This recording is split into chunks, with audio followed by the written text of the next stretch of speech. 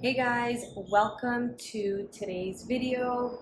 Today we're going to be talking about normal versus abnormal menstrual symptoms. So this video is for the ladies, but also men. It's good for you to know this stuff too. I have experienced both sides of the spectrum, normal and abnormal symptoms, so I feel like I can approach this from a balanced perspective. First, we're going to discuss the abnormal symptoms, which I feel are so normalized in our society. If you search on Google normal period symptoms, you are going to find a list of gruesome, painful symptoms, which we tend to normalize. These symptoms are extremely common for women, for most women, but just because they're common doesn't mean they're normal. The following symptoms I'm about to mention could indicate that something more serious is going on with your body, more specifically your hormones. Symptoms may include heavy bleeding or periods that last really long, like 6, 7, 8, 12 days, huge blood clots, excessive pain in your lower abdomen, so cramps, extreme lower back pain, pain radiating down your thighs, nausea, vomiting, frequent urination, and dizziness. Also feeling so tired, so lethargic. It's okay to feel a little bit tired, somewhat tired. That's a normal period symptom, which I'll get into later on in the video. But if you're exhausted beyond measure, maybe something's off with your hormones.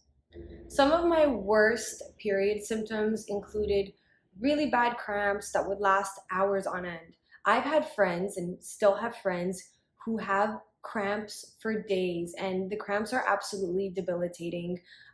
There's no pain medication that helps them. I've also had really bad lower back pain, and the first day of my menstrual cycle, I would have cramps so painful that the pain would radiate down my thighs.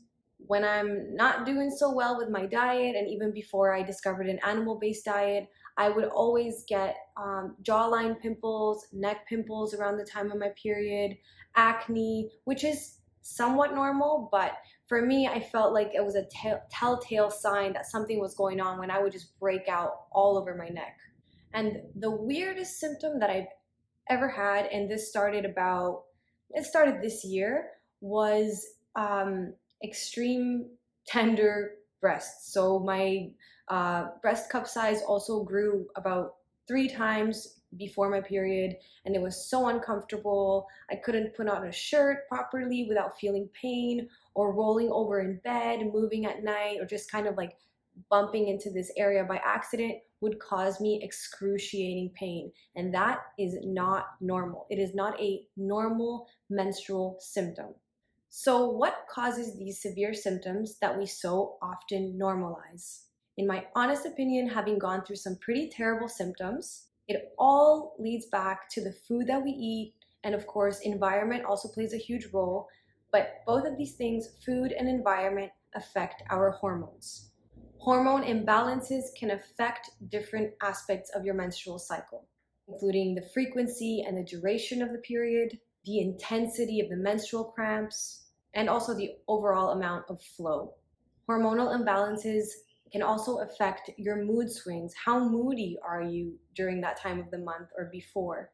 It can affect weight gain, acne, irregularities in the cycle. Maybe your period is not coming on time every month, and also infertility. I have found through my research that progesterone is one of the hormones that play a major role in our menstrual cycle. It's a very important hormone. It is responsible for regulating the growth of the endometrium. This is the uterine lining, and for preparing the uterus for pregnancy.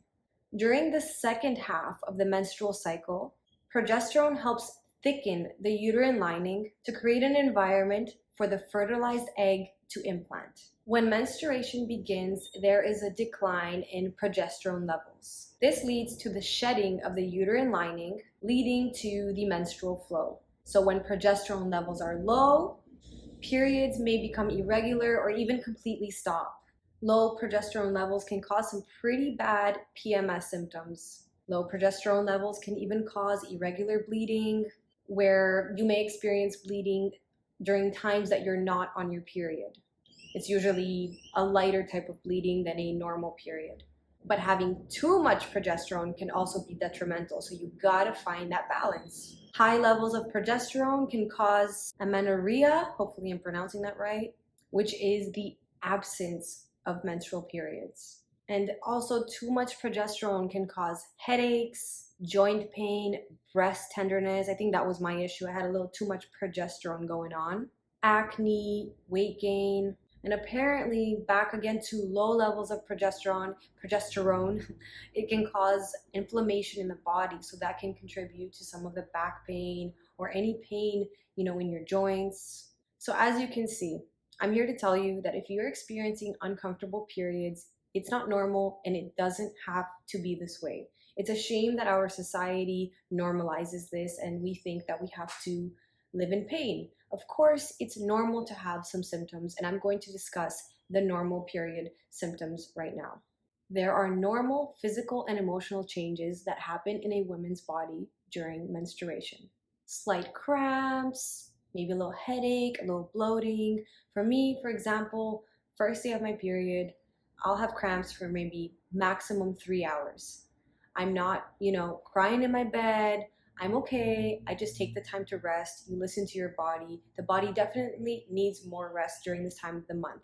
But I can be sitting, in a park, on a bench, or whether I'm at home on a chair and just lay down. The cramps will pass. I never have to take any medication. It's never that bad. You can also feel tired, and it is imperative that you take the time to rest. Maybe a little bit moody, a little bit irritable, but it should never be to such an extreme that you have these up and down mood swings. I'm not sure if one can have a period or a menstrual cycle completely free of all symptoms. That would be amazing. If you are one of those people, please drop a comment below and let us know what that feels like for you. But yes, you guys, so you can have normal period symptoms. It doesn't actually have to be the worst time of the month. Like I mentioned, for myself personally, I experience a bit of fatigue 1 or 2 days before. It's like clockwork. Cramps, maybe 1 to 3 hours the day of, and that's it. It can be that easy. So how can we improve our menstrual symptoms? Lifestyle changes. Before your doctor puts you on some hormones, how about you start making some changes to your lifestyle? Eat real food, animal fat, animal protein, meat.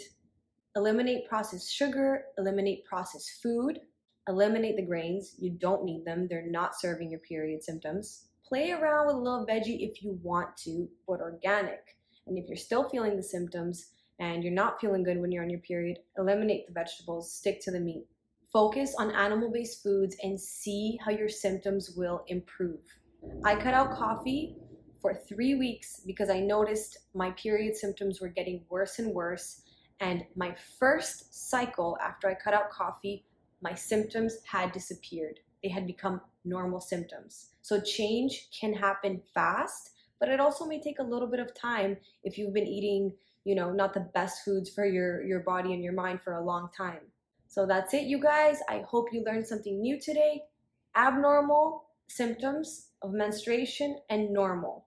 You have to know the distinction.